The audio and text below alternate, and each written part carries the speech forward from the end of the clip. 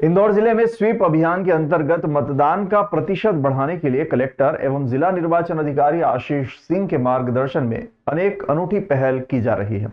इसी के तहत मतदाता जागरूकता के लिए जिले के सभी मतदान केंद्रों पर बूथ लेवल अधिकारियों के साथ वॉलंटियर्स भी तैनात किए जा रहे हैं। सर्वाधिक मतदान कराने पर संबंधित वॉलंटियर्स बीपीएलओ को प्रोत्साहन राशि देने का निर्णय लिया गया है। ये जानकारी आज यहां देवी अहिल्या विश्वविद्यालय ऑडिटोरियम तक्षशिला परिसर खंडवा रोड पर आयोजित एनजीओ एवं वॉलंटियर्स के साथ संवाद कार्यक्रम में दी गई। इस कार्यक्रम में कलेक्टर एवं जिला निर्वाचन अधिकारी आशीष सिंह, स्वीप अभियान के नोडल अधिकारी तथा स्मार्ट सिटी के सीईओ दिव्यांग सिंह सहित अन्य अधिकारी और एनजीओ तथा वॉलंटियर्स मौजूद थे। कलेक्टर एवं जिला निर्वाचन अधिकारी आशीष सिंह ने मतदान की महत्ता बताते हुए सभी से आग्रह किया कि वे मतदान का प्रतिशत बढ़ाने के लिए मतदाताओं को प्रेरित करें। ये प्रयास करें कि सभी मतदाता अपने अपने मताधिकार का उपयोग करें। लोकसभा निर्वाचन 2024 में स्वीप गतिविधियों के अंतर्गत अधिक से अधिक मतदान हो, इसलिए अनेक नवाचार किए जा रहे हैं। बताया गया कि इंदौर जिले के मतदाता मतदान केंद्रों पर मतदान प्रतिशत बढ़ाने के लिए एक और महत्वपूर्ण कवायद की गई है। इसके तहत जिले में मतदाताओं को जागरूक करने के लिए मतदान केंद्र वार बीएलओ वॉलंटियर्स नियुक्त किए गए हैं। ये अपने अपने मतदान केंद्र क्षेत्र में मतदाताओं को मतदान के लिए प्रेरित करेंगे। लोकसभा चुनाव में मतदान का प्रतिशत बढ़ाने के लिए हमने बीएलओ कॉलेज के विद्यार्थियों और युवाओं को वॉलंटियर्स भी बनाए हैं।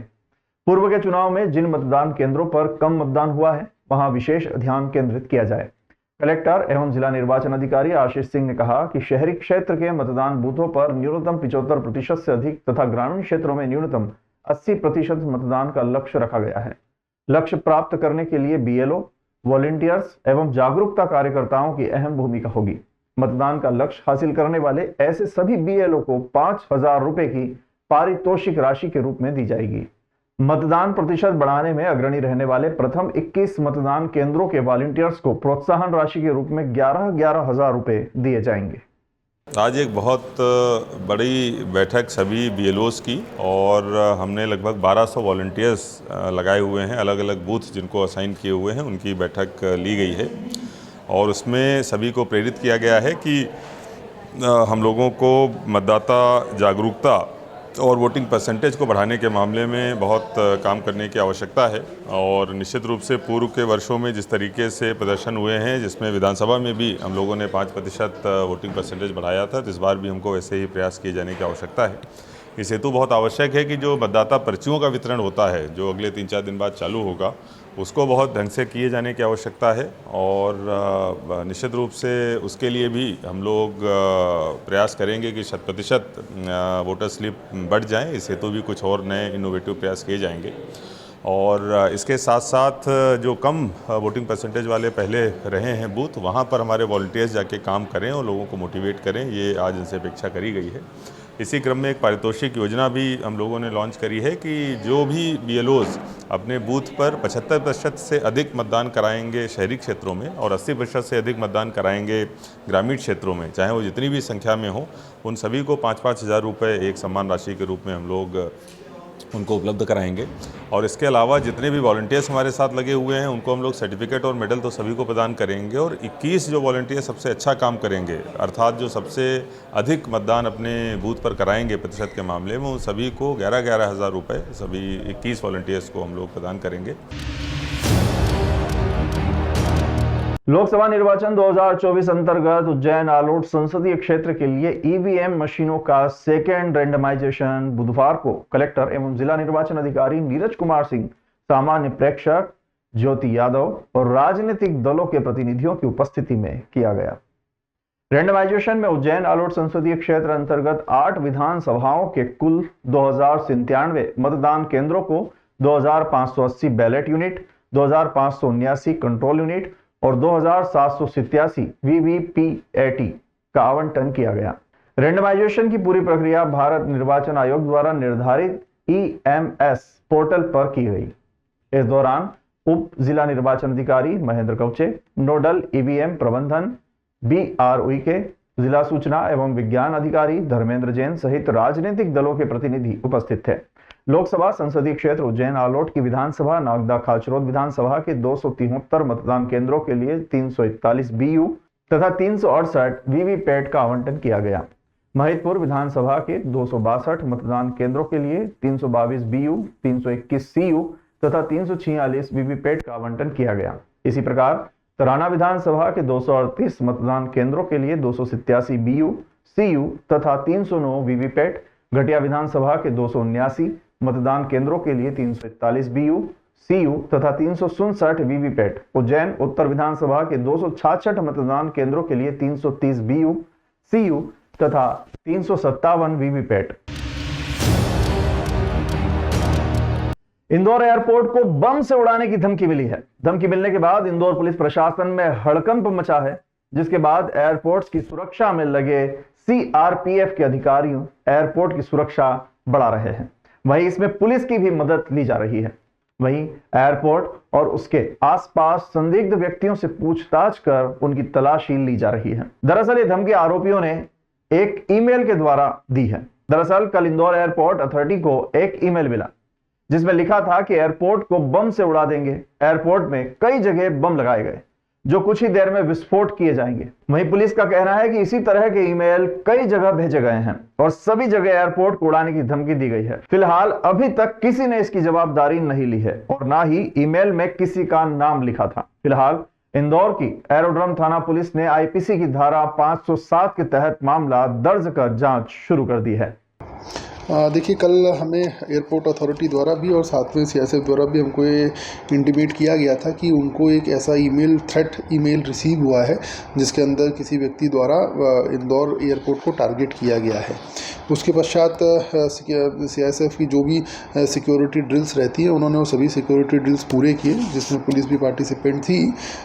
उसके पश्चात थाना एरोड्रम पे पुलिस ने इस पर एक मुकदमा भी कायम किया है। देखिए, जब प्रिलिमिनरी इंक्वायरी इन्वेस्टिगेशन के से प्रतीत होता है कि ये थ्रेट जनरल था, मतलब स्पेसिफिक थ्रेट नहीं था, क्योंकि वो मेल और भी एयरपोर्ट्स को उसके द्वारा सेम मेल सेम भाषा में इशू किया गया है। तो ये कोई स्पेसिफिक थ्रेट ना होकर प्रिलिमिनरी इन्वेस्टिगेशन में जनरल थ्रेट प्रतीत होता है। लेकिन इसकी अभी हम और फर्दर इन्वेस्टिगेट करके पता कराएंगे कि ये जो ईमेल है इसका सोर्स क्या है और सोर्स ऑफ ओरिजिनेशन क्या है। इसके अंदर उनके द्वारा बताया गया था कि उनके द्वारा एयरपोर्ट पे बम कई जगहों पे स्थापित कर दिए गए हैं जिनको कुछ ही घंटों में उनके द्वारा डेटोनेट किया जाएगा। इस प्रकार का जनरल ईमेल था। किस नाम से मेल आया था सर, क्या किसी संगठन की? नाम उसमें प्रमुख तौर पे नहीं था, मतलब कोई नाम या किसी संगठन द्वारा उसकी जिम्मेदारी नहीं ली गई थी।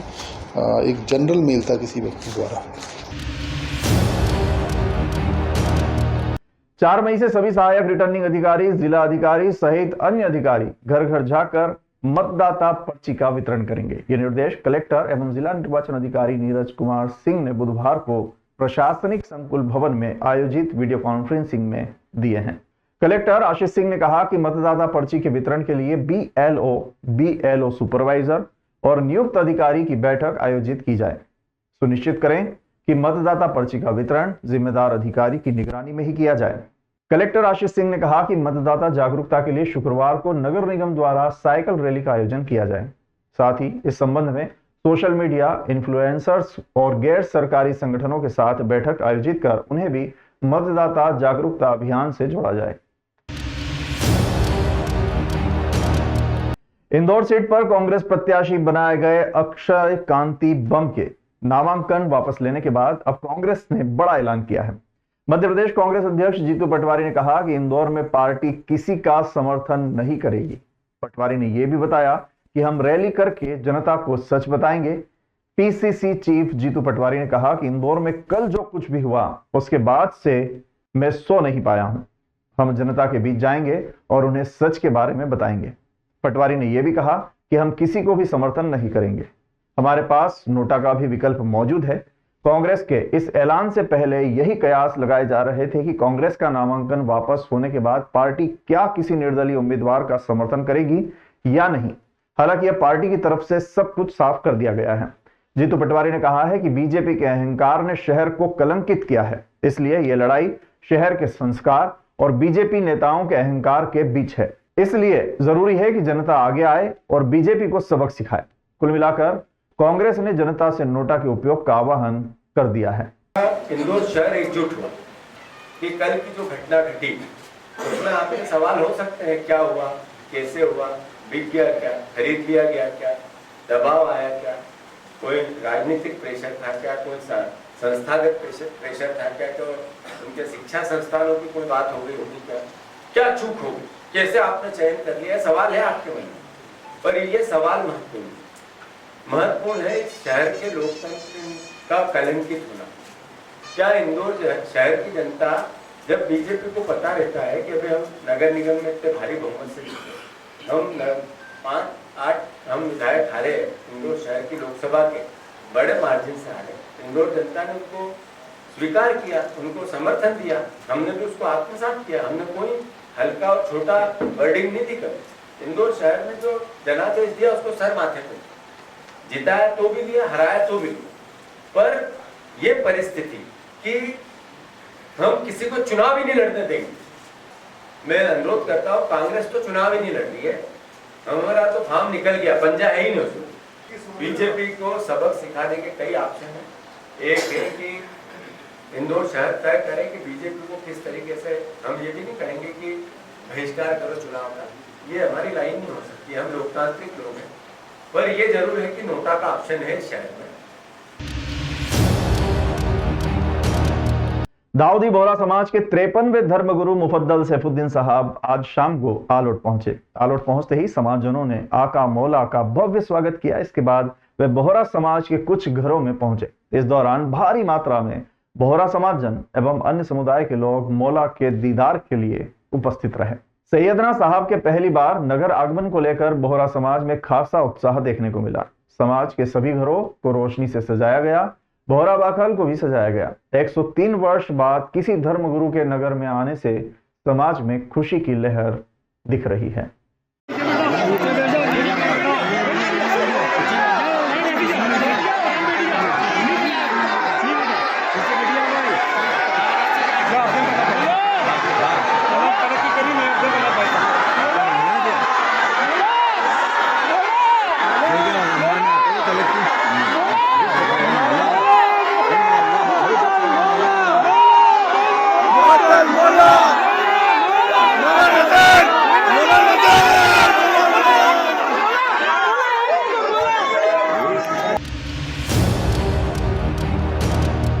हम राजनीति देश बनाने के लिए करते हैं, लेकिन विरोधी दल आपसी वैमनस्यता, तुष्टीकरण व देश को तोड़ने के लिए करते हैं। हमारी पार्टी ने जो वादे किए उसे अक्षरशः पूरा किया। ये भारतीय जनता पार्टी है। आज देश प्रधानमंत्री नरेंद्र मोदी के नेतृत्व में चहुं ओर विकास की राह पर अग्रसर है और अंतर्राष्ट्रीय स्तर पर देश की ख्याति भी बढ़ी है। उक्त बात ठाकरी में देश के रक्षा मंत्री राजनाथ सिंह ने खरगोन बड़वानी लोकसभा प्रत्याशी गजेंद्र सिंह पटेल के पक्ष में विशाल जनसभा को संबोधित करते हुए कही। आगे उन्होंने कहा कि 2014 से पूर्व भारत को अंतर्राष्ट्रीय स्तर पर कोई तवज्जो नहीं मिलती थी, लेकिन प्रधानमंत्री नरेंद्र मोदी के नेतृत्व में आज पूरा विश्व हमें ध्यान से सुनता है। यह है मोदी जी का कमाल। कोरोना काल में हमारे प्रधानमंत्री मोदी जी ने बेंगलोर जाकर वैज्ञानिकों के साथ मिलकर कोरोना का टीका तैयार करवाया। भारत की ताकत देखिए, भारत के 140 करोड़ लोगों के अलावा 100 देशों को भी टीके लगवाए व देश को कोरोना की महामारी से उबारा। आज रूस और यूक्रेन में जंग छिड़ी हुई है। ऐसे में वहां फंसे भारत के नागरिकों और विद्यार्थियों को सफलतापूर्वक भारत लाया गया। आज के भारत की ताकत यही है। वही कांग्रेस पार्टी पर तंज कसते हुए कहा कि कांग्रेस की सरकार सिर्फ गरीबी हटाने का नारा देती थी, लेकिन आज प्रधानमंत्री नरेंद्र मोदी ने करोड़ों लोगों को गरीबी से बाहर किया है। ये मैं नहीं कह रहा हूं, बल्कि अंतर्राष्ट्रीय आंकड़े बोल रहे हैं।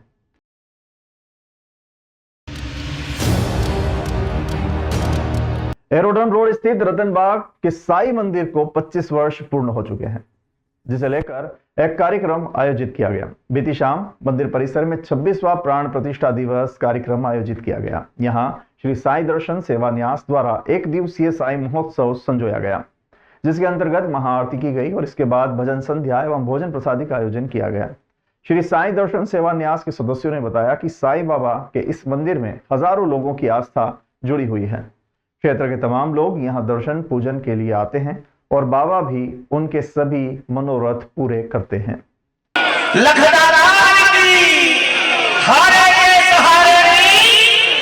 अरे खाटू वाले श्याम तेरी नाम समा गयो। एक बात नाचने की बात नहीं है, क्या देखा साड़ी पर ये बाबा ऐसे हैं कि अनगिनत साड़ी दे देंगे जितना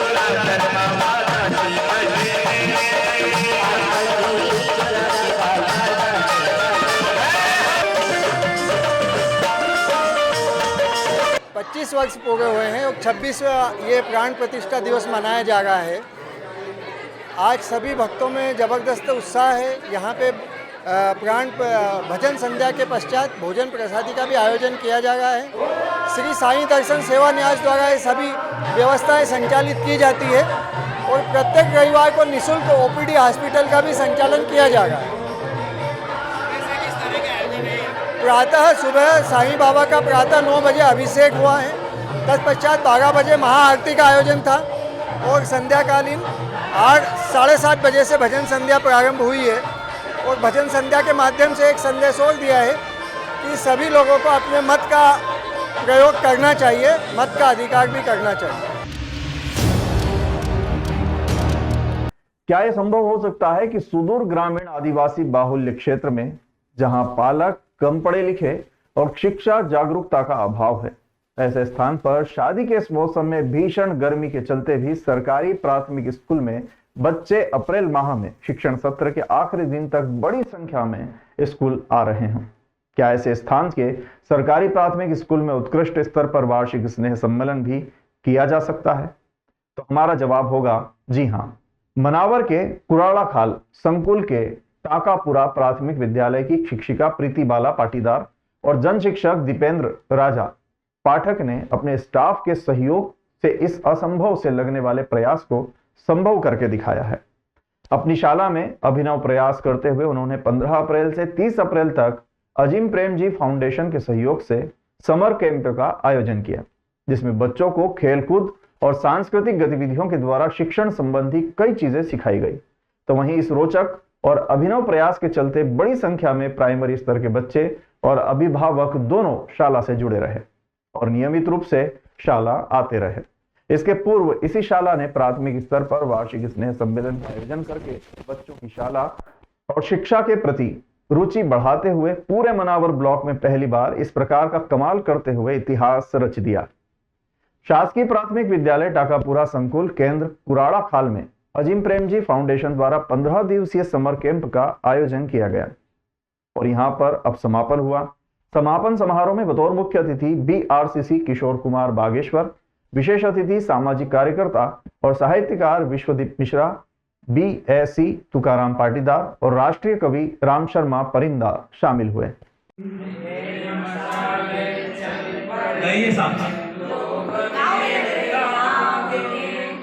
ले मशाले चल पड़े हैं लोग मेरे गांव के, ले मशाले चल पड़े हैं लोग मेरे गांव के, अब अंधेरा जीत लेंगे। मान देता है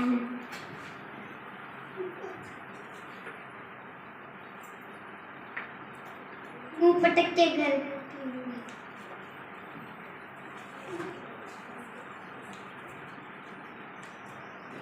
अरे सुनो, किसी ने अपने घर पे चील ने चूहे को फेंक दिया है, इसको उठा के बाहर नाली में फेंका।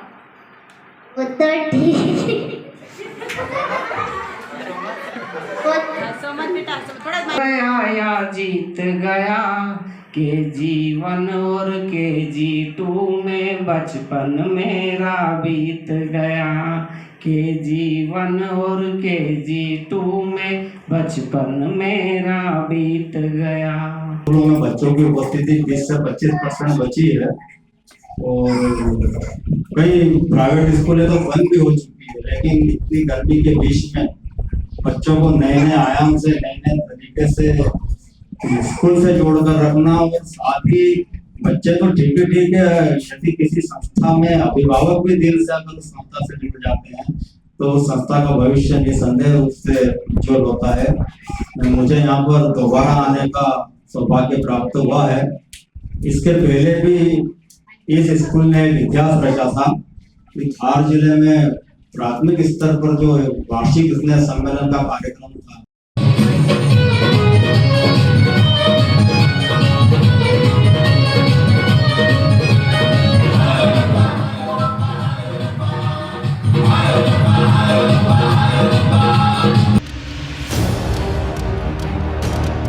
लोकसभा निर्वाचन के द्वितीय चरण प्रशिक्षण हेतु मतदान दलों को प्रशिक्षण विधानसभा क्षेत्र क्रमांक 199 मनावर में शासकीय महाविद्यालय मनावर में दिया जा रहा है।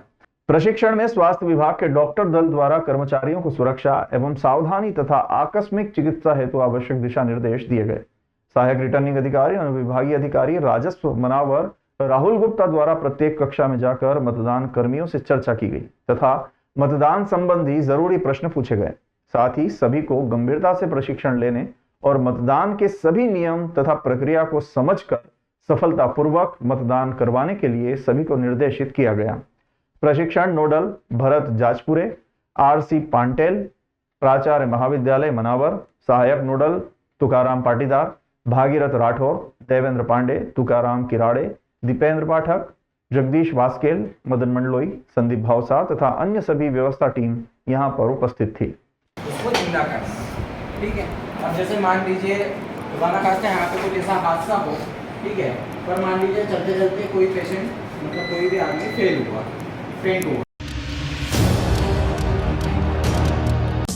देश विदेश गांव शहर सब पे नजर, सबकी खबर, नया रूप है नए है रंग, सबको समेटे अपने संग। आपका अपना शहर का सपना दैनिक अवंतिका, दैनिक अवंतिका, दैनिक अवंतिका। खेल राजनीति फिल्मी बातें सब कुछ ही हम इसमें पाते। घर होटल ऑफिस या दफ्तर, क्लर्क प्यून या हो फिर अफसर, सबका चहेता सबका प्यारा दैनिक अवंतिका, दैनिक अवंतिका, दैनिक अवंतिका।